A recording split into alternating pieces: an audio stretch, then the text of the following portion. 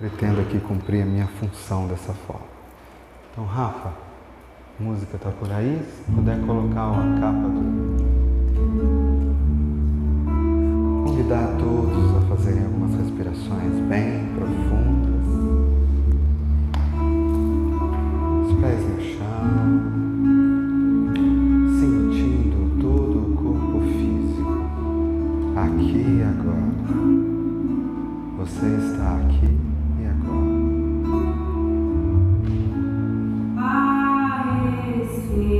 Com o coração aberto, suave e vulnerável.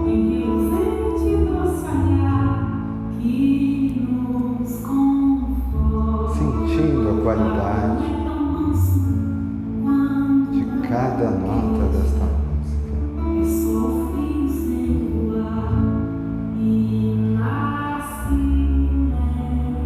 Trazendo a presença do seu coração e emoções.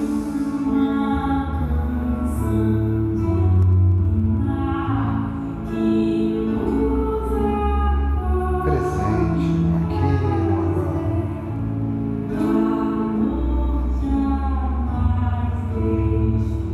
Cada um vai encontrando a sua forma.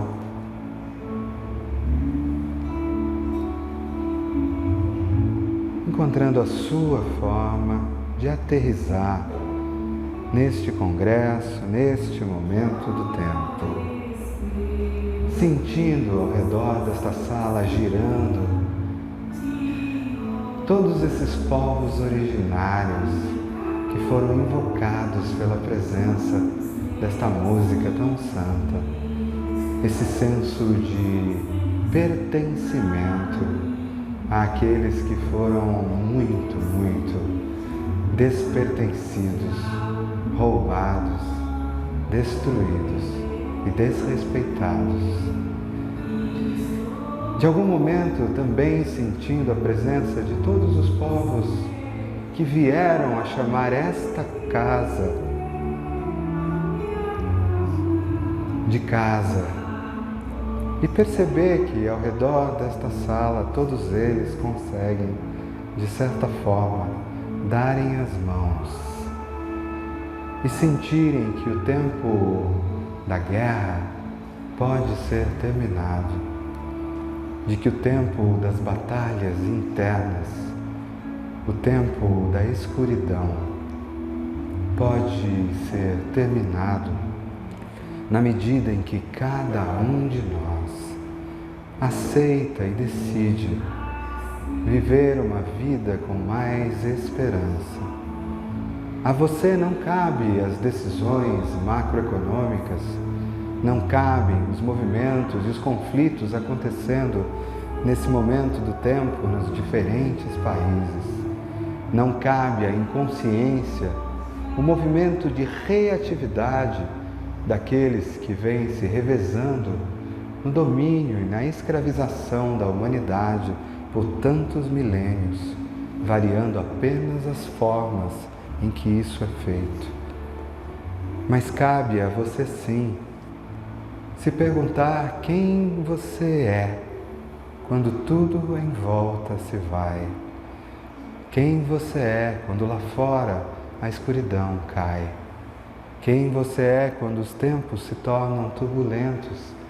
Quem você é quando os governos, as autoridades não correspondem àquilo e ao seu anseio por igualdade, fraternidade. Quem você é quando aquilo que se apresenta lá fora simplesmente não ressoa com o universo que o teu coração aí dentro sente que pode ser construído. E dessa forma, mantendo esta presença, eu convido a gentilmente abrirmos os olhos físicos, mantendo a mesma presença. O movimento de abrir os olhos não é um movimento de perder a profundidade, é um movimento de fazer contato com este lugar, com este tempo, com este agora, mantendo aí dentro os mesmos movimentos, os mesmos lugares e as mesmas anseios e desejos. A esperança é um lugar onde eu fui encontrar respostas sobre o que ela significaria dentro da minha própria história. Eu fui perguntar para mim mesmo, e hoje mesmo, de onde você tira a esperança quando tudo em volta se vai, quando tudo mais fica escuro? E muitos de vocês sabem que eu gosto muito da palavra continuidade, escolher a mesma coisa todos os dias, independente do vento lá fora. Não me importa se hoje é um dia de sol maravilhoso para eu passear, ou se é um dia de chuva ou tempestade. A escolha que eu faço é a mesma todos os dias, porque essa escolha depende do que acontece, de uma decisão que eu tomo dentro de mim e não daquilo em que se reflete o mundo lá fora.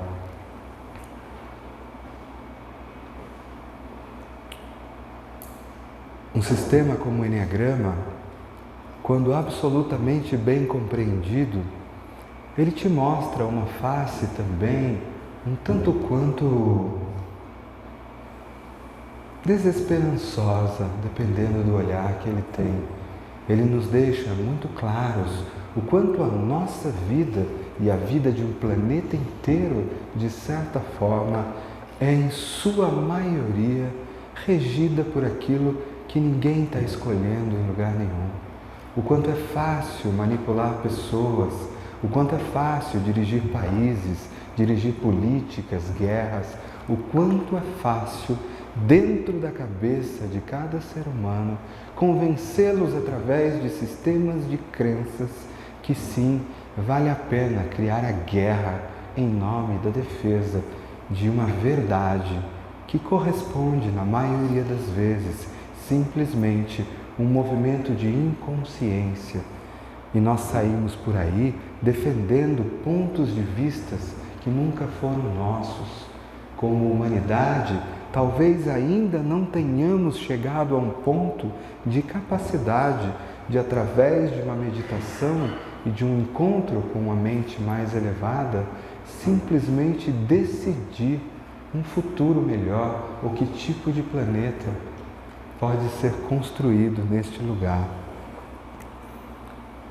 Eu sou uma pessoa que gosta muito de manter os pés nos dois mundos, vamos dizer assim, metaforicamente, mesmo passando algumas horas dos meus dias, quase todos os dias, em estado de consciência ampliada e sim, praticamente fora do tempo, de alguma forma, eu também sou alguém que, por opção própria, acompanha muito bem os movimentos econômicos, políticos, físicos, empresariais e estruturais do nosso tempo. É algo que sim, de alguma forma, me interessa, faz parte do lugar onde eu vivo, do movimento que me abate. E muitas vezes eu fico me perguntando como ainda nós estamos lidando com as mesmas coisas, tempo após de tempo. Tivemos aí recentemente o Dia da Consciência Negra, a Fê fez um nosso post dentro da SBE. O ano passado a Fê nos educou sobre as formas nas quais nós deveríamos aprender a olhar para isso nas diferentes formas. No ano passado trouxemos um espaço de abertura LGBTQIA+, para dentro do nosso congresso e trouxemos isso. Procuramos o tempo inteiro abrir espaço para as diferentes religiões, manifestações, e eu sempre me perguntei, nunca fez sentido para mim, desde criança, isso não é algo novo, como que de alguma forma as pessoas acreditavam que aquilo que elas acreditavam era uma única verdade e não as demais. Eu tenho assistido um seriado esses dias que eu assisto muitos seriados, eu amo assistir seriados. E agora eu estou assistindo, a convite do meu amigo Vini, o The Chosen, sobre Jesus. E ao mesmo tempo que eu sinto um amor gigantesco ali, naquela visão enigmática. Muitas vezes eu vejo, parece minhas aulas de hipnose de alguma forma, e amorosa, e aquela forma humana de lidar com as imperfeições. E cada vez mais, como um carinho meu, como eu gosto de chamar, Mestre Jesus, como um mestre a quem eu tenho cada vez mais carinho, seja qual a forma que é, ainda assim eu olho e percebo claramente de que muitas das religiões foram construídas à imagem e semelhança masculina. E eu considero isso, de certa forma, injusto. Mesmo a forma como as mulheres aparecem é uma forma secundária, quase com posições masculinizadas. E eu digo assim, não tem problema. Dentro do universo judeu de 3.000 anos atrás, uma sociedade patriarcal, ela vai enxergar Deus na forma que ela se vê. E é natural que seja assim. E tudo bem, essa é uma forma de enxergar, né? Aba, papai. É assim que nós pequeninos tentamos dar nome àquilo que não tem nome. Ainda assim, quando se torna uma verdade única que exclui as demais manifestações, eu fico me perguntando por que será que a gente não tem, né, as figuras também, não damos as boas-vindas às manifestações femininas de Deus. Não tem o seu lugar, as manifestações nativas, originárias, e todas elas incluídas neste lugar. Porque, de certa forma, o índio, o indígena, cantando o hino nacional, me parece uma coisa tão linda, de eu também faço parte. Ao mesmo tempo, eu gostaria que vocês fizessem parte da minha terra, da minha casa. E eu me pergunto se, como sociedade, os nossos símbolos representam isso. E eu digo que a resposta é não. Eles não representam. Nós vemos a Deus, nós vemos a vida como nós vemos a nós mesmos. Nós não temos capacidade de enxergar algo maior. E por mais que a gente coloque o nosso amor e a nossa atenção, ainda assim, esse é um ponto de vista para sempre limitado da realidade e que me conecta com lugares mais profundos de mim. Quando eu olho para o mundo prático como está hoje, os movimentos da guerra da Rússia, os movimentos da eleição americana, Coreia, movimentos extremistas por todos os pontos, fake news, movimentos onde a verdade absolutamente não faz mais nenhuma diferença. Entrando com IA, deepfake. Ontem eu vi pela primeira vez uma foto minha construída, não é uma foto, uma imagem construída por IA. Eu simplesmente achei que era uma foto. E é muito claro que em 1 ano, 2 ou 3, ou até menos, a gente não vai fazer a menor ideia daquilo que é, entre aspas, real versus o que não é real de alguma forma. E para alguns de nós que são espiritualistas e que conversam com dimensões invisíveis, também já sabem que isso já é da mesma forma, nesses lugares do mesmo jeito. Às vezes aquilo que você chama de seu anjo salvador não é mais do que um holograma criado para te manipular em algum momento do tempo e do espaço. E eu fico me perguntando que um olhar para isso é o que acontece quando a sociedade é baseada em narrativas, a história que faz mais sucesso, e como ainda são as narrativas de sobrevivência que acabam ganhando a maioria do poder neste planeta. E mesmo que a gente mudasse tudo, isso não faria a menor diferença, pois tudo que nos representa não é senão simplesmente um espelho da nossa consciência coletiva. A gente, entre aspas, como consciência coletiva, tem exatamente o que nós somos. Quando a gente tem movimentos como dentro da COP, que aconteceu na semana passada aqui no Rio de Janeiro, e que olha para o clima desse planeta, e eu me pergunto como assim nós ainda não estamos priorizando a vida? Pois, gente, da mesma forma que eu olho para Deus e vejo o paternal ou maternal, dependendo da sociedade em que eu vivo, eu também olho para a realidade e no momento em que ela reflete para mim e eu digo, o ser humano é o centro de todas as coisas, isso é mais uma das grandes, infinitas limitações. Infinitas limitações. Quando foi o momento específico que nós acreditamos que as coisas giravam em torno de nós? O fato de sermos seres que recebem através do centro mental, e isso é diferente dos outros seres deste planeta, a capacidade de criar a realidade, de manifestá-la, portanto, de interferir nos ambientes, não nos torna melhores e nem donos de um planeta ou de um universo.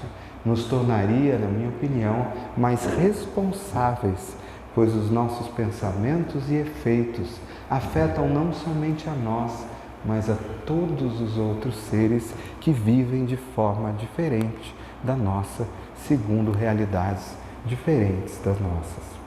E quando a gente vê as queimadas, e eu vi essa semana, eu vi pela primeira vez, eu só tinha visto no jornal, mas eu presenciei fisicamente, eu estava essa semana, última semana de férias, em Alagoas, lugar maravilhoso, e dirigindo pela estrada, fui visitar Diogo, em Recife, encontrei o pessoal botando fogo na beira da estrada, e eu já tive muitos momentos da minha infância, em alguns momentos foram passados no Pantanal, Mato Grossense. Alguns não sabem disso, mas todos os anos eu ia com meu pai pescar no Pantanal. A gente não pescava quase nada, mas a gente ia de caminhão dirigindo por alguns dias, criava um rancho na beira do rio e ficava lá muitos dias, vendo a sucuri e todos os bichos. Eu com 9, 10, 11, 12 anos de idade, tive a alegria de conviver naquilo que é incrível, que é lindo demais. Um lugar que está pegando fogo. Esses dias, essa semana, tramita mais uma lei no Congresso que permite e que vai desbancar quase 70% das proteções ambientais que nós temos no país. Isso está, como no jargão brasileiro, passando a boiada, só que essa boiada é bem maior do que está acontecendo. E a gente tem uma série de outros movimentos, o universo digital sendo capaz agora de programação, de controlar as mentes por algoritmos e simplesmente colocar as ideias que forem necessárias. E se a promessa do senhor Elon Musk se cumprir, é ele quem vai determinar o resultado das próximas eleições aqui no nosso país, de alguma forma. Sem nenhum juízo de valor sobre o que é bom ou mal, nós vivemos tempos bem de choque. E na minha visão, e eu tenho uma grande questão de receber muitas visões e percepções, é claro que isso não são verdades absolutas, mas eu sinto que as coisas no mundo lá fora ainda vão piorar bastante antes de melhorarem. A gente vive neste momento do tempo. Eu diria que nos próximos 10, 20 anos, pelo menos, ou mais, na minha leitura, eu espero profundamente estar errado. A gente haverá os choques aumentando por aí e parte da loucura se tornando aí mais forte. É claro que diante de toda a loucura, e aí surge uma coisa muito interessante. Em que momentos a esperança se faz mais necessária? Nos momentos mais sombrios, nos momentos mais perdidos. É aí que a esperança se faz mais necessária. É na ditadura militar, e eu ainda não tive a honra de ir assistir ao filme da Fernanda. Eu li Feliz Ano Velho, de Marcelo Rubens Paiva, quando eu tinha 12 ou 13 anos de idade. Conheço essa relação com essa história há muitos anos e eu imagino que deve estar absolutamente emocionante. E de alguma forma, diante de um momento lá na ditadura em que a nossa arte se levanta cantando a esperança, é nos momentos mais difíceis, quando a doença, que a esperança é a última que morre. Quando tudo em volta já se foi, eu me prendo naquela pequena coisa que vem de lugar nenhum. Ela não vem da minha razão. A minha razão diria que tudo estaria perdido. O mundo lá fora e o espelho não me daria tantos espelhos assim, por mais que eu usasse, né? Eu sinto muita falta da minha racionalização 7 às vezes. Ela me faz tanta falta como ela funcionava antes. Mesmo que eu coloque todas as racionalizações do mundo, isso não me impede de ver também as coisas como elas são. Dentro de uma aliança de fome, olhar para um planeta onde, literalmente, do ponto de vista de recursos financeiros, a fome poderia ser extinta em menos de um ano. A gente tem muito mais dinheiro do que a gente precisa para isso. E as pessoas não sabem ainda produzir o dinheiro, nem o acesso a esse conhecimento, desse jogo, de certa forma, de dominação é colocado. E aí, eu fui me perguntar aonde que vem a esperança, porque eu encontro esperança o tempo todo. Muitas vezes eu deito no chão de cansaço, de tanto trabalho, de tanta coisa, e ainda assim eu sempre vou me levantar com alguma forma de esperança.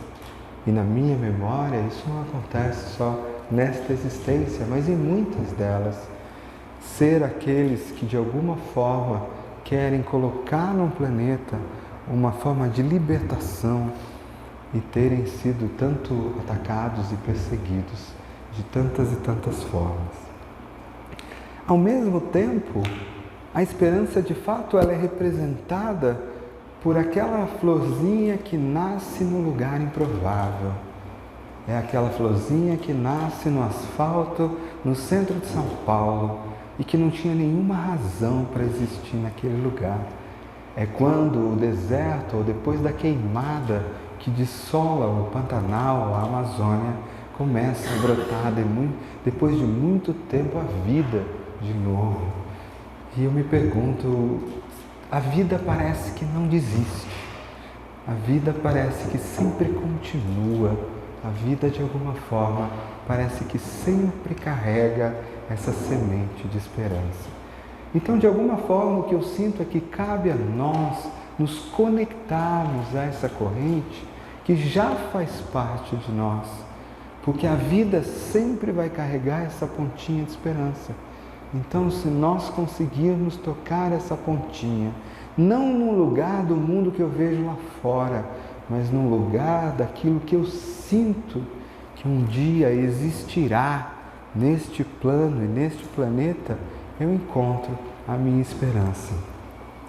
E eu vejo que para nós todos, e nesse ponto é que eu trago a minha inspiração do Enneagrama hoje, mais uma vez, preparando para a abertura, para que esse instrumento possa servir para esse lugar, porque em tempos sombrios, em tempos de insanidade mental, porque sim, somos o país mais ansioso do mundo. Sim, quem tem filhos na idade que eu tenho, 13, 11 anos, sabe o que a ansiedade digital está realizando nestas crianças, sim. E o tamanho da dificuldade que é esta luta, ela não é uma luta simples, porque ela é difícil para nós adultos também, que somos capturados em consciência por algoritmos absolutamente covardes, capazes de usar aquilo que a gente tem de mais mecânico e inconsciente para gerar vícios específicos e fazer com que todos nós aqui, sem exceção, comecemos a olhar alguma coisa, por exemplo, numa rede social, e muitas vezes não consigamos parar de fazer isso. A definição de vício é algo que você sente a necessidade de fazer e você sente ansiedade quando não faz e você tem dificuldade de parar porque ele te proporciona, de certa forma, uma forma de prazer. E isso está acontecendo com as nossas crianças e está acontecendo com os nossos pequeninos de 2, 3, 4. E agora você não pode ver isso. Porque se antes você olhava para os teus filhos para ver se eles estavam brincando na sala ou trancados no quarto, agora dentro do banheiro dele ou debaixo do cobertor, uma mensagem extremista ou de baixa autoestima ou contrária à vida está atingindo diretamente, numa forma bem feita, com imagens bonitas, com voz hipnótica. Portanto, é importante sim que a gente tenha ciência e clareza dos desafios do nosso tempo. Alguns de nós têm falado sobre os desafios e o risco da inteligência artificial e de que forma ela pode trazer sérios riscos e instabilidades para o nosso planeta. Não se trata de parar aquilo que cresce, não se pode parar o tempo, mas se pode olhar para os riscos daquilo que existe e de forma responsável criar uma nova sociedade.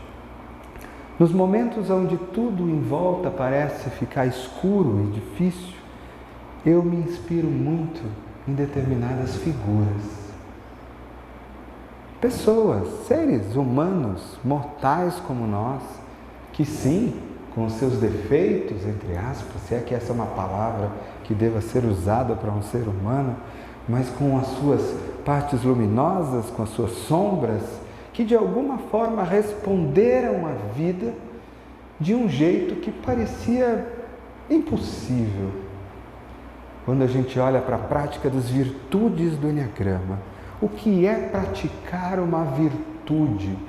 Vamos lembrar, acessar a graça do raio 1, a serenidade, abrir o meu coração e sentir como se aquele anjo branco luminoso estivesse colocando aquela congruência de uma catedral milenária em mim, não é a mesma coisa que o meu coração humano responder com serenidade emocional nos momentos onde a minha tendência seria responder com a ira e com a mágoa. Esse é um trabalho humano.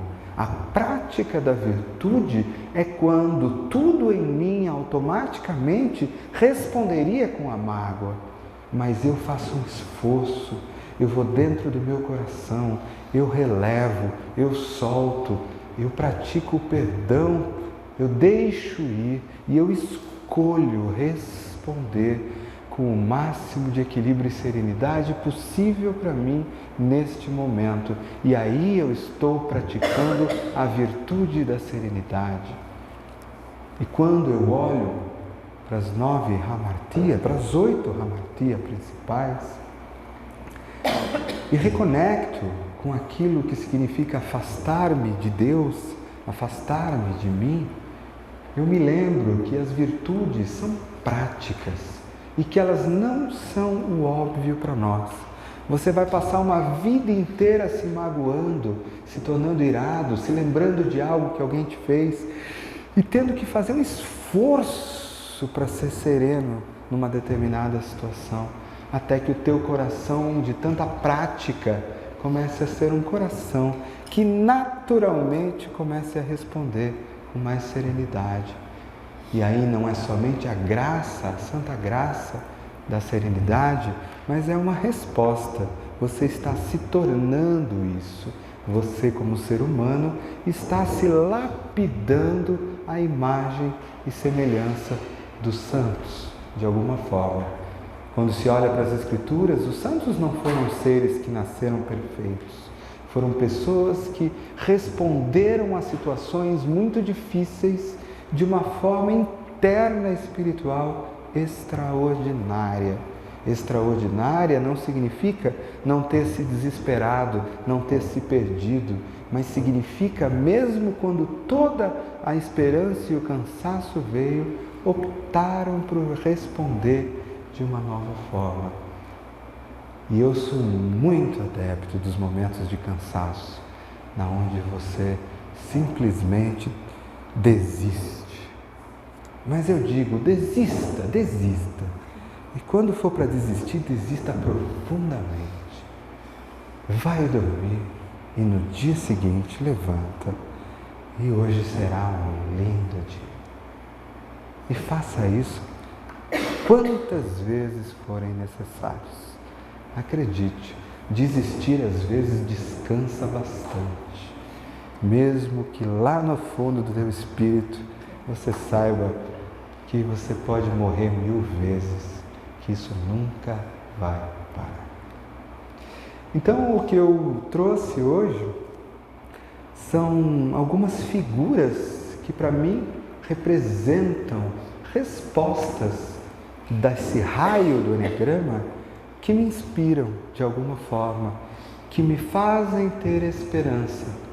Não necessariamente são pessoas que trazem isso para você. Você talvez tenha as suas figuras de esperança. E o que eu vou fazer em cada um desses raios é convidar daqui a pouco para você fechar os olhos e a gente vai buscar lá dentro de você alguém que é essa inspiração desta virtude, dessa esperança, alguém de carne e osso, às vezes pertinho de você, que num momento muito difícil, quando tudo em volta se tinha ido, conseguiu responder aquilo na inspiração daquele raio, revelando a esperança por detrás desse ponto. Então, eu pedi para o Rafa pôr só um pouquinho a música, Rafa. Convidar vocês para fecharem os olhos um pouquinho, fazerem algumas respirações profundas.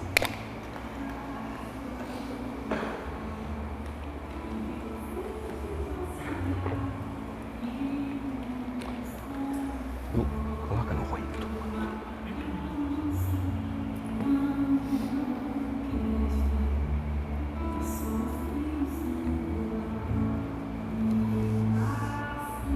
E eu te convido, Rafa, a invocar da sua forma a presença da inocência no coração como uma forma de responder com esperança quando a brutalidade do mundo te envolve. A resposta de um coração violentado é um coração endurecido, é um coração fortalecido demais. Quando o mundo me traz a violência, quando o mundo usa força demais sobre mim, quando o mundo me trai na minha confiança, ainda assim, existe um lugar do coração onde eu posso encontrar uma resposta com inocência. A inocência significando uma resposta como se eu nunca tivesse sido traído, violentado ou machucado. Como se eu vivesse num mundo onde todas as pessoas se tratam de forma gentil e delicada e eu não preciso endurecer o meu coração.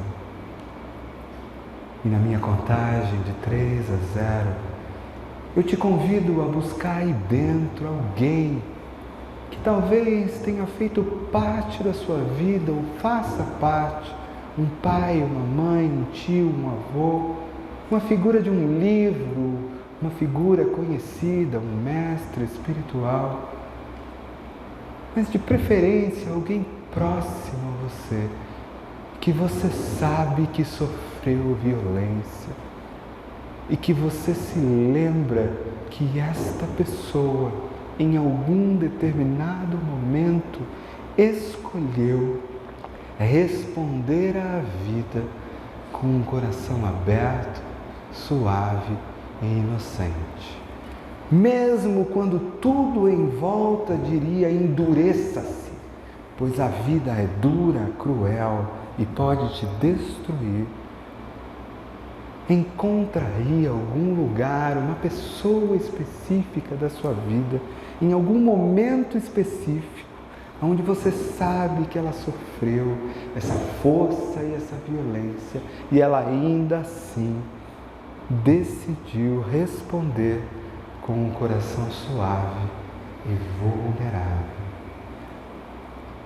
E dessa forma, traz a imagem dessa pessoa no coração, aquilo que ela estava sentindo nesse momento, e se dê conta de que se esta pessoa foi capaz de fazer isto aqui, eu também posso. Eu também tenho esperança, porque se esta pessoa foi capaz de responder com a inocência aqui, eu também tenho essa esperança. Trazendo isso suavemente para o coração e abrindo um espaço aí no centro do seu peito, na respiração, para que você veja aí na frente, mesmo com os olhos fechados, pega essa joia da inocência, vê que cor ela tem, que formato que ela tem, esse sentimento que estava na escolha do coração dessa pessoa nesse momento. Recebe dela isso e coloca aí dentro do seu coração essa semente de esperança. E então respira fundo no peito e deixa essa semente ser plantada aí. E quando ela estiver plantada, abra os teus olhos.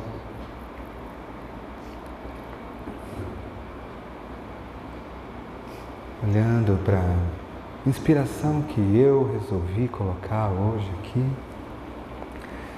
sabendo que eu tenho as minhas inspirações particulares também.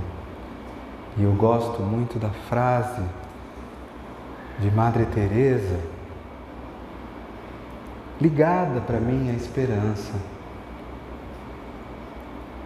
Quando ela é perguntada para que trabalhar com doentes terminais, para que trabalhar com a AIDS nas ruas da Índia, de Calcutá, um país com muito poucos cristãos, se essas pessoas vão morrer? Essa foi uma pergunta de um repórter, ela é bem conhecida e famosa essa pergunta. E Madre Teresa responde: nossa, nunca tinha pensado sobre isso. Porque se eu tivesse pensado, então, eu teria julgado e tomado uma decisão sobre essas pessoas. E aonde há julgamento, não há amor. E eu prefiro estar com o amor. E eu me pergunto se não é simplesmente estar com a esperança, poder responder à vida desta forma inocente, vulnerável, mesmo diante de toda a vulnerabilidade que nós temos, podendo sim ser machucados a qualquer momento. A inocência não significa um coração super-herói que atingiu um estado de iluminação e jamais será machucado novamente. Não é verdade. A inocência significa, inclusive, um coração aberto a ser machucado novamente pela condição humana, porque esta é uma condição humana. Então eu convido vocês a fecharem os olhos mais uma vez, respirarem fundo, bem fundo, e invocarem a presença aí de alguém, invocarem a presença do raio 9, da virtude do ponto 9, dentro de vocês, descrita por Ichaço como a ação certa, um coração tão engajado numa verdade do eu sou, que quase que não se contém e movimenta automaticamente. O meu corpo físico e as minhas ações são representações imediatas da verdade mais profunda do meu coração.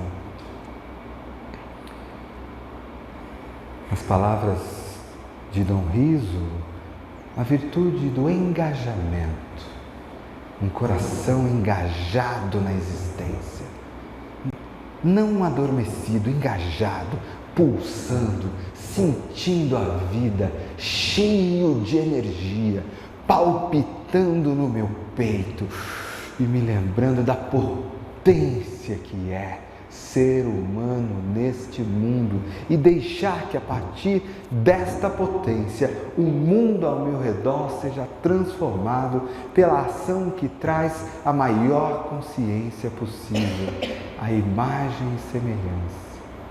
E eu te convido para mergulhar dentro de você. Quem aí na sua vida, quem aí perto de você, um pai, uma mãe, um tio, um avô, tinha de tudo para viver uma vida confortável, para viver uma vida simplesmente mecânica, para não sair do lugar que estava, para não tomar desafios, para não falar uma verdade, para não fazer uma coisa que precisava ser feita, poderia ter ficado quieto no canto, simplesmente vivendo a sua vida sem levantar a sua voz. Mas eu sei que você sabe que tem alguém aí na sua existência que em momentos difíceis ou sombrios, ao invés de deixar para lá, desanimar, se entregar, foi buscar uma força no coração e fez alguma coisa a partir do coração que precisava ser feita. Colocou uma voz quando todo o resto se calava ou deixava para lá. Uma ação foi realizada e esta ação trouxe mais esperança para alguém. Tome consciência quem é essa pessoa que automaticamente vem para você e que evento é esse. Como ela usou o engajamento, a ação certa, para ser uma forma de esperança. E mais uma vez, pede emprestado do coração dela essa ação certa, esse engajamento, e deixa surgir na tua frente como se fosse uma joia preciosa, com uma cor do engajamento e da ação certa, com um formato, a esperança de alguém que faz uma coisa, mesmo quando todo o resto levava para o outro lado. E quando estiver preparado, abra o coração e coloca essa semente, essa joia da ação certa lá no coração. E quando já estiver bem plantado ali, abra os olhos físicos mais uma vez, enquanto eu compartilho com vocês esta figura de esperança que me veio. E é claro que há muitas figuras. Este é um homem que continua cantando depois dos seus 85 anos de idade. Esse é um homem que continua subindo aos palcos, que atravessou o exílio, que atravessou tantas e tantas coisas, que cantou tanto a indignação quanto a alegria, quanto a união, que cantou tantas vezes no encontro com Deus. Se eu quiser falar com Deus, tenho que ficar a sós. Que cantou o feminino muito antes de todo mundo.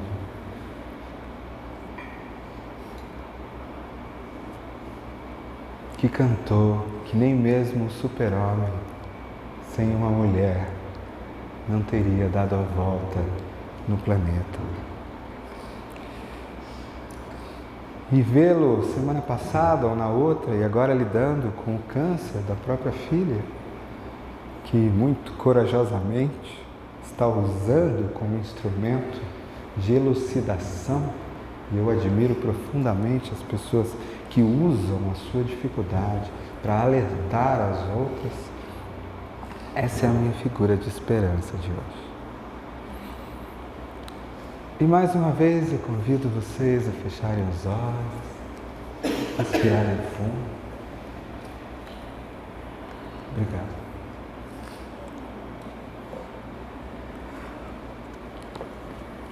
E de alguma forma, da sua forma, invocarem aí dentro a presença do coração sereno,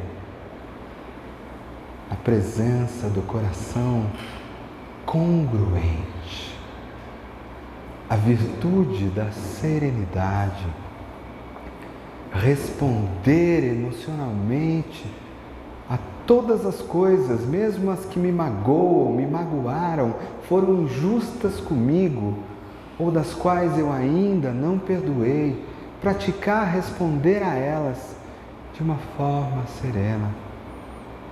Por alguns também chamado de a virtude da bondade.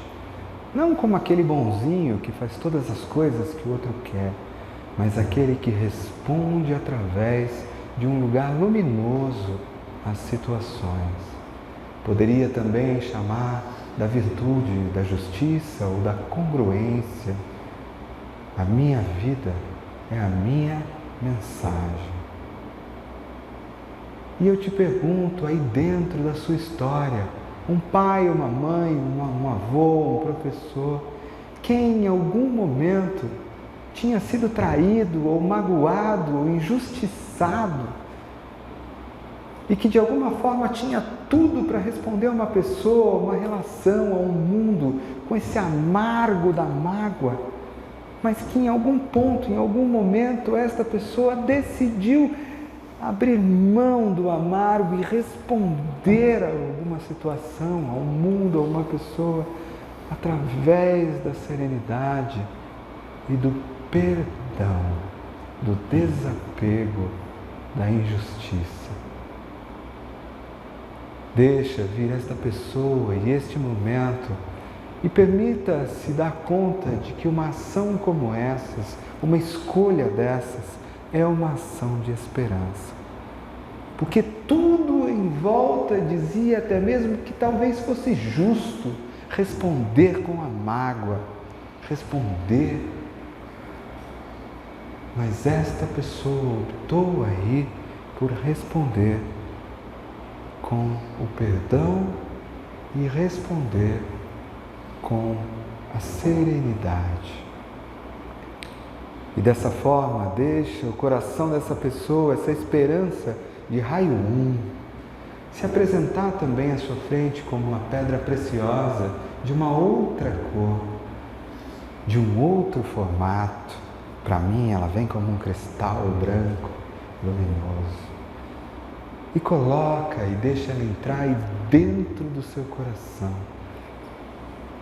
E se dá conta de que se esta pessoa fez isso neste momento, quando tudo em volta era contrário, eu também tenho esperança de poder fazer igual.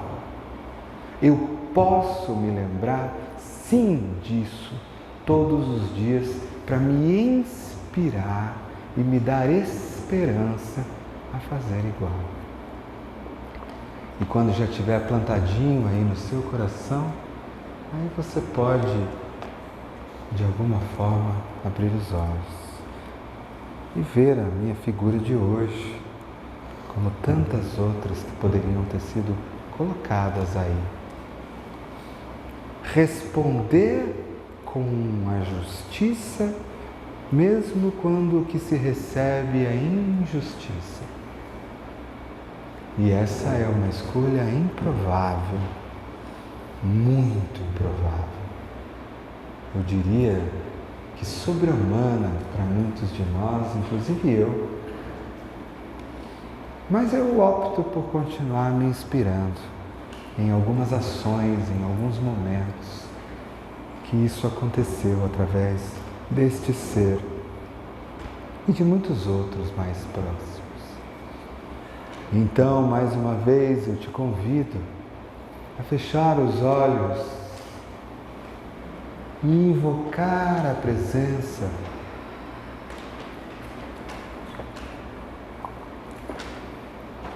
da virtude do coração 2. Por muitos, a virtude do coração 2 é chamada de humildade. Humildade é uma prática na qual, reconhecendo-me pequenininho e filhinho dessa grandeza gigantesca do amor incondicional, eu automaticamente, com lágrimas nos olhos e muito respeito, me vendo pequeno diante de tanto amor de Deus, da fonte, o amor da mãe, o amor de Maria, me vendo pequeno assim, o meu coração entra em paz. A humildade tem algo que para mim é difícil de descrever, mas é possível sentir. Você se sente pequeno e ao mesmo tempo você se sente do tamanho do mundo. Você se sente pequeno e está agradecido por ser pequenininho diante de um amor tão gigantesco. E apenas opta por colocar o teu coração naquele lugar. Poderíamos dizer também que é uma virtude de responder com amor, responder à vida sentindo a presença da gentileza, da amorosidade, gentileza, algo tão faltante em nossa sociedade no momento atual. Eu poderia dizer que uma das versões desta virtude seria responder à violência e à grosseria e à intolerância com gentileza, amorosidade e acolhimento. E isso não é uma tarefa fácil. E eu sei que você pode se lembrar de alguém aí, perto de você, uma vozinha talvez, ou você mesmo, um pai, uma mãe, que você, pelo menos em um momento, experimentou, vivenciou essa pessoa respondendo com gentileza, com devoção ao amor, quando a resposta natural seria a grosseria e a insensibilidade. E mais uma vez, entra no coração desta pessoa, deixa ele se tornar uma joia, mais uma joia da esperança do raio 2. E coloca aí no centro do seu peito, deixa ele se abrir. E ao cair essa sementinha lá, respira fundo no peito e deixa tudo se mover aí. E se toma consciência de que se esta pessoa foi capaz de ser assim, eu tenho esperança também de responder mais à vida desta forma.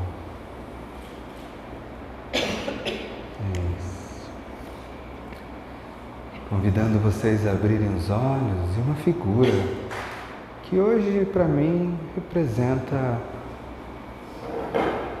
esperança de alguma forma. E é claro que isso é muito particular de cada um.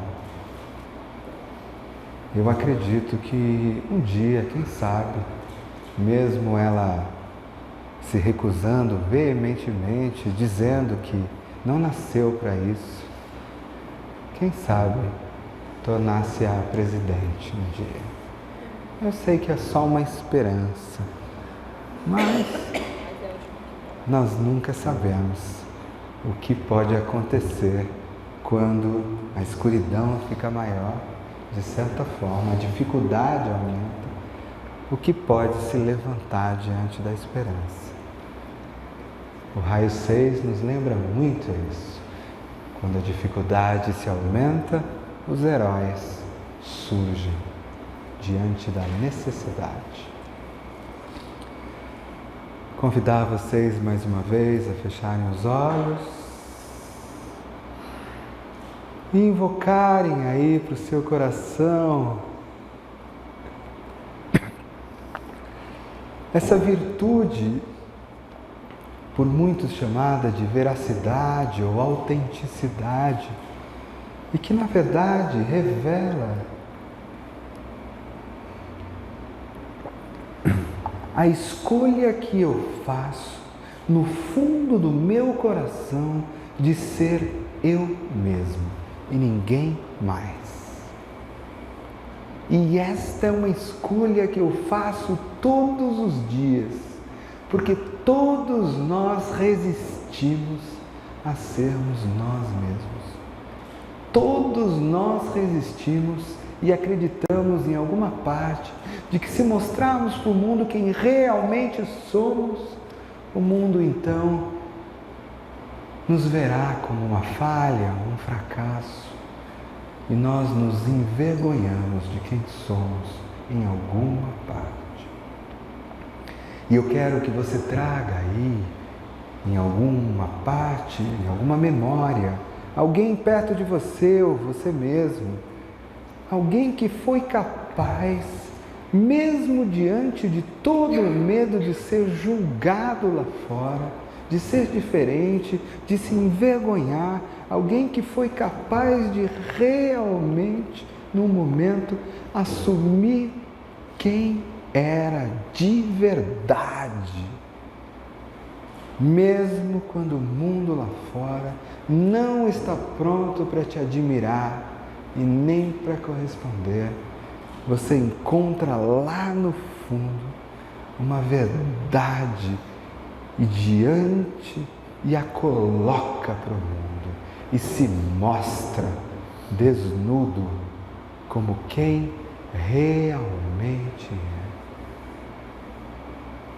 Quem é essa pessoa? E se ela foi capaz de mostrar quem ela realmente era, em primeiro lugar, admitir isso para ela mesma, mesmo podendo levar a pedrada, perder os seus sucessos ou ser julgada, ela seguiu o sentimento de verdade no coração. Isso criou esperança ao redor dela. E você pode ver que a verdade dela criou esperança ao redor. Então, pede licença para o coração dela, transforma numa joia, a joia da esperança do raio 3, e coloca aí no fundo do seu coração. E deixa, e para mim aparece como uma grande esmeralda da verdade, ou o pomo de ouro, uma joia da estrela de Sírius, brilhante, o sol central.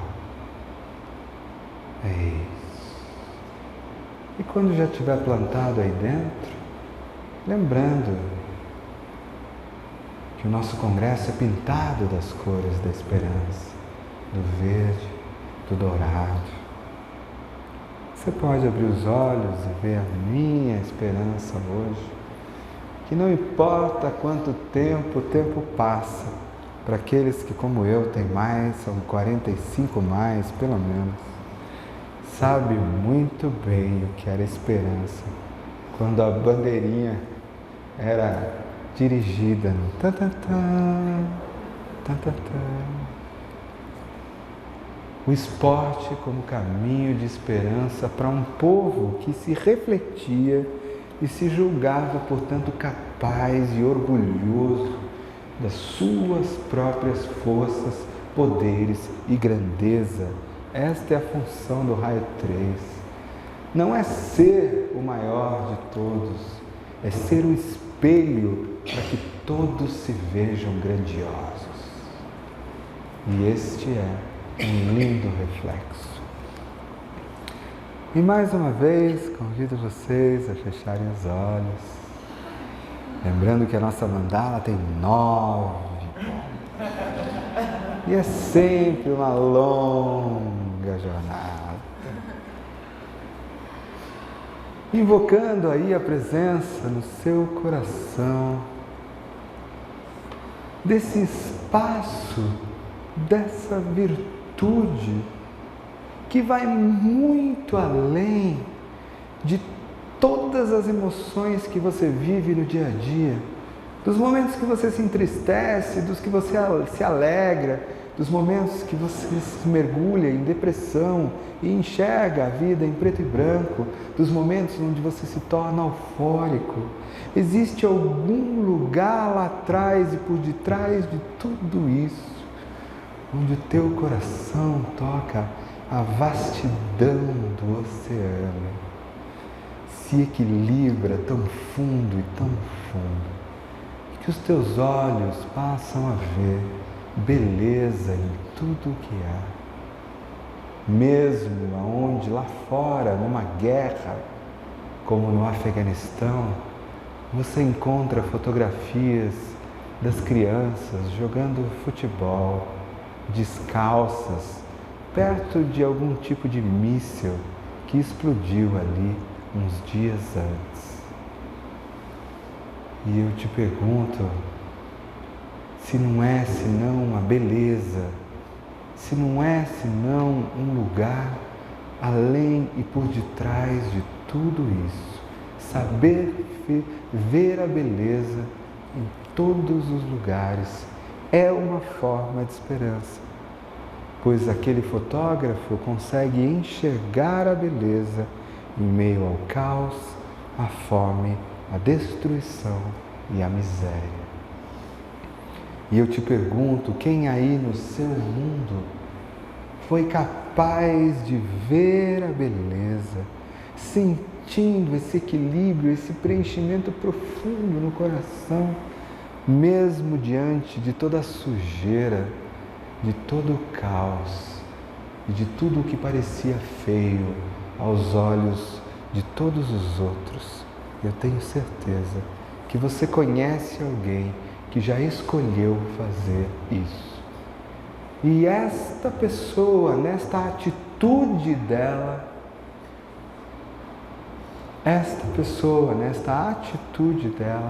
se ela pôde fazer isso, você pode ter esperança de que você e outros farão da mesma forma um dia, todos os dias. Transforma esse coração, esse raio 4 em mais uma pérola, mais uma fonte, mais uma pedra preciosa que para mim aparece como um cristal negro misterioso e infinitamente belo em suas brumas de mistério. Então eu te convido a abrir os olhos. Talvez essa figura não seja conhecida de todos. Yogananda, a autobiografia de um yogi. Não importa para quem não conhece, apenas a inspiração de quem vai buscar lá no fundo dos teus próprios sentimentos, da profundidade do coração, mesmo no universo, numa Índia como era a Índia, não hoje, há muito tempo atrás, levando esperança não só naquele lugar, mas para muitos, trazendo a esperança para o Ocidente, de alguma forma. Mais uma vez te convidando a suavemente fechar os olhos, invocar a presença de um coração aberto e abundante, um coração desejoso de tocar os outros corações, de encontrá-los, de estar disponível para eles, invocando no raio 5 um coração disponível para tocar e ser tocado, o coração que sai da caverna escura, coloca os olhos lá fora e deixa o sol entrar, E mesmo diante do grande medo de ser consumido, destruído, virar cinzas pelo sol, derreter o seu gelo de proteção, esse coração escolhe se apresentar. E eu tenho certeza que você conhece alguém que você sabe na sua vida que tinha muita ou tem dificuldade com as emoções, de acessar os sentimentos, que talvez fosse mais racional e que tinha dificuldade de demonstrar isso, que é difícil tocar nesse lugar.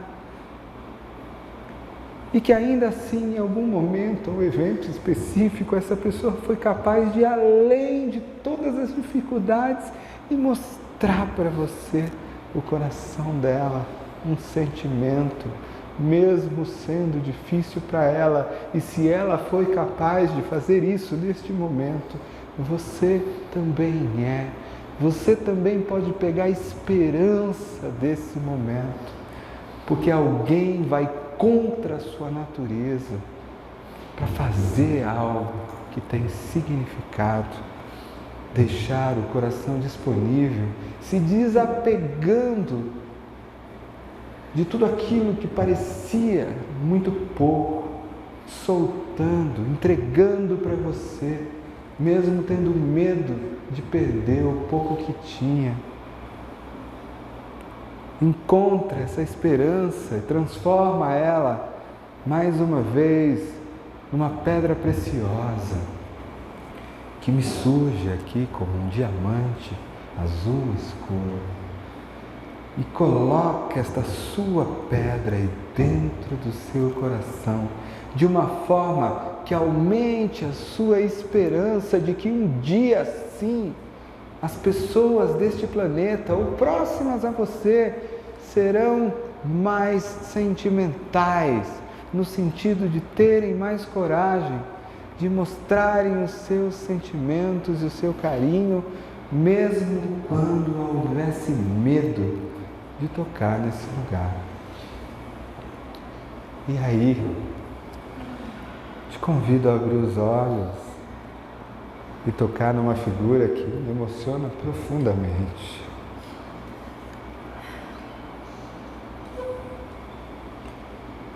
Onde o conhecimento não se tornou um ditador, não se tornou uma fonte de poder frio, mas senão um instrumento do amor, um instrumento da simplicidade.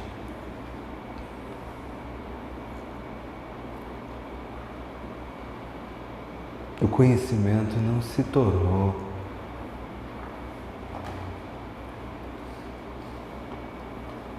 uma forma de separação, mas sim um instrumento de curiosidade e respeito pela vida. E eu te convido mais uma vez, pela penúltima vez, encontrar aí dentro, invocando a presença do raio 6 e da virtude e da coragem. Coragem não é ser um valentão. Coragem é, diante do tamanho medo que você está sentindo, diante do medo que faz as suas pernas tremerem, do senso de não ser capaz, de ser pequeno, de não estar sustentado, ainda assim, porque existe algo maior do que você que precisa acontecer lá fora, uma causa, uma necessidade maior do que o seu medo ou os seus fantasmas. O seu coração age, tomando uma liderança que até mesmo você duvida. O coração que age não por si mesmo, porque por si mesmo não conseguiria, tremeria de medo ali no cantinho, acreditando ser fraco demais, mas que age por esperança, que age por uma causa maior e diante da causa maior cavalga na direção do sol, se vendo muito mais forte do que imaginava, não por si mesmo, mas por aquilo que precisa de si mesmo agora. Se não é essa a visão da esperança, o que mais seria? E eu te convido a olhar a tua história, um pai, uma mãe, uma avó, um avô, alguém que teve que se levantar e se superar, alguém que se achava fraco, alguém que se achava incapaz, alguém que não tinha todas as qualidades, forças, nem mesmo tamanho, mas em nome às vezes de construir uma família, de dar de comer às vezes, de educar ou de falar uma verdade, se superou, deixou as pernas ficarem firmes no chão, invocou uma força espiritual que tomou o coração e o fez lutar a batalha que era necessária naquele momento. E se esta pessoa, este líder se levantou neste momento de liderança, mesmo se julgando incapaz, você também pode. A esperança também é sua. Na esperança que é minha, por exemplo, de que um dia todos se levantarão em sua própria liderança e todas as formas de corrente serão cortadas pela força da espada, até que esta humanidade seja livre. Empresta o coração dessa pessoa aí com você, coloca aí dentro, virando uma pedra preciosa, que para mim vem como uma pedra feita de um metal estelar reluzente, como aquelas espadas dos elfos, brilhante. Colocando aí dentro do coração e vendo que sim, as pessoas se levantam quando a situação pede. E você pode ter esperança. E você pode ser uma delas agora. Você pode, inclusive, usar o seu enneagrama para isso. Usar o seu conhecimento, a sua prática, a sua fala, a sua forma desse instrumento para exatamente isso. Levantar a esperança, liderar, abrir caminho, pois os caminhos precisam ser abertos. Então, abrindo os olhos e o meu coração traz hoje o coração de alguém que um dia cantou: imagine se um dia não houvessem mais países, imagine se um dia não houvessem mais fronteiras. Talvez isso seja uma estupidez, talvez eu seja um sonhador, mas eu não sou o único que está sonhando este sonho. O que é isso, senão esperança? Imaginar um dia e se inspirar nessa imaginação a ponto dela transformar a sua realidade hoje. Eu posso ser um sonhador, mas eu não sou o único. Pode ser, e muito provavelmente, este mundo não terá sido, entre aspas, muito consertado antes de eu ir embora dele.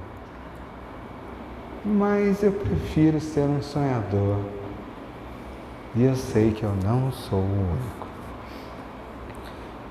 E mais uma vez, pela última rodada, te convido a fechar os olhos, respirar fundo, bem fundo.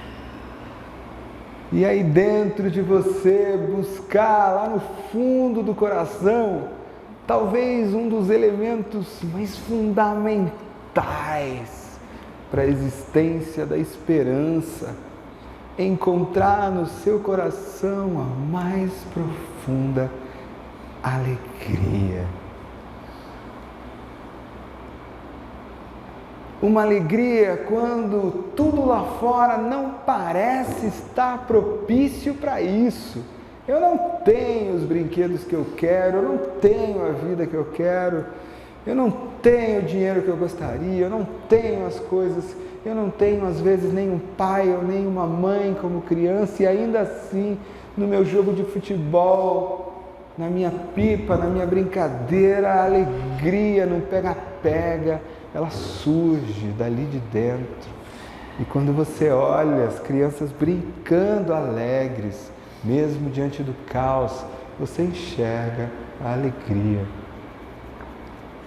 E dentro do raio 7,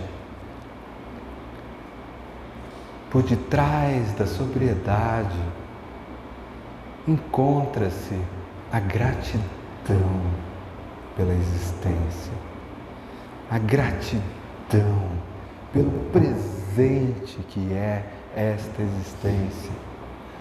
Porque a vida pode sim ser construção, ser luta, ser aprendizado, tudo isso é a vida. Mas a vida não é só isso. A vida também é pura e simplesmente um presente, do qual você não precisa fazer nada com isso, a não ser aproveitar o presente que Papai do Céu deu para você. E lá no fundo do teu coração, encontra alguém, uma pessoa que represente quem mesmo diante de toda dificuldade, reclamação ou falta, insistia estupidamente em responder com alegria e leveza. Diante de todo o peso da vida nos ombros, resistia, respondendo com leveza. Olha nos olhos desta pessoa, transforma esse coração numa pedra preciosa, o que para mim eu vou chamar aqui de uma joia arco-íris. Abre o coração e coloca lá dentro, num lugar onde não importa o que aconteça lá fora, você toca este espaço. E se esta pessoa escolheu responder à vida desta forma, você tem também esperança de fazer o mesmo. E que o teu eneagrama possa levar para o mundo esperança através da alegria também. E sendo este o último slide,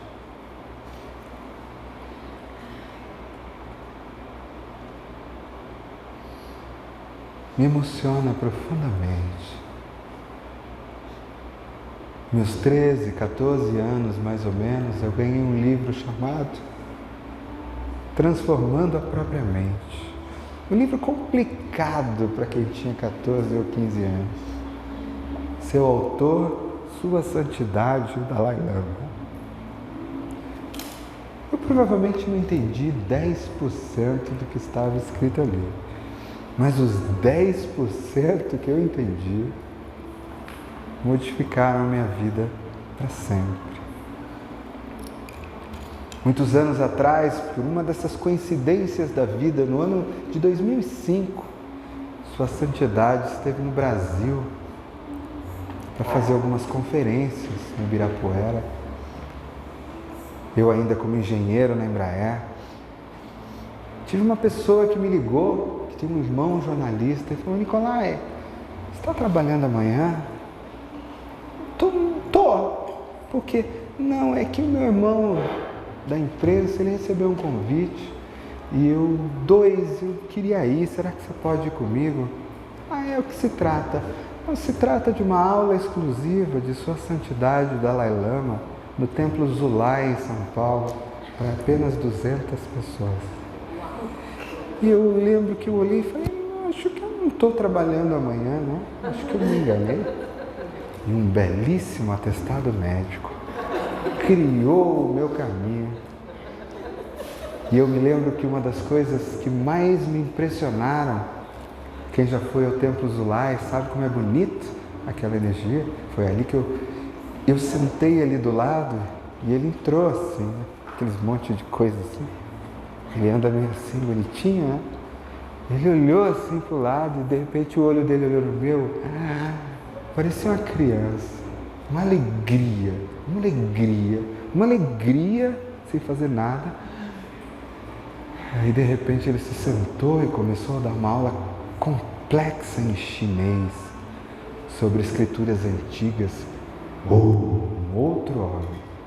Eu não entendi nada. Mas eu trouxe a memória daqueles olhos. E alguns anos atrás, nos Estados Unidos, conversando com o Russ Hudson, e ele contando sobre algumas das personalidades que com o tempo ele foi descobrindo, que colocou no livro A Sabedoria do Enneagrama, mas que havia mudado de ideia em relação ao que ele chamava, né? Que ele compreendeu que na verdade para ele era um outro lugar. E foi apresentando músicas, livros e tudo mais, e uma delas, o Dalai Lama posicionado. E aí você vai olhar para os livros dele, transformando a felicidade, criando alegria, joy, tudo em torno, de certa forma, deste raio. Esse ano eu estive na cidade, estive no palácio onde ele vive, em Dharamsala, na Índia. Era um sonho antigo estar ali. E ele estava lá, onde ele fala de tempos em tempos.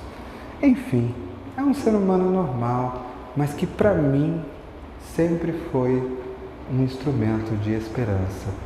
Que vocês tenham os seus instrumentos de esperança, que possam fazer da esperança um cultivo e que possam se lembrar de que o Enneagrama pode ser usado como instrumento de esperança se a esperança existir dentro de você. E aí existem 1000 maneiras nas quais esses raios, as formas, podem significar uma forma de esperança.